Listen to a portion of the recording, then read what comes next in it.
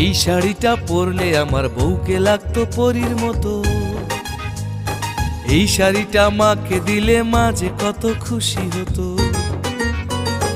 এই শাড়িটা পরতো যদি আমার ছোট বোন, লাগতো যেন পুতুল পুতুল ভরে যেত মন।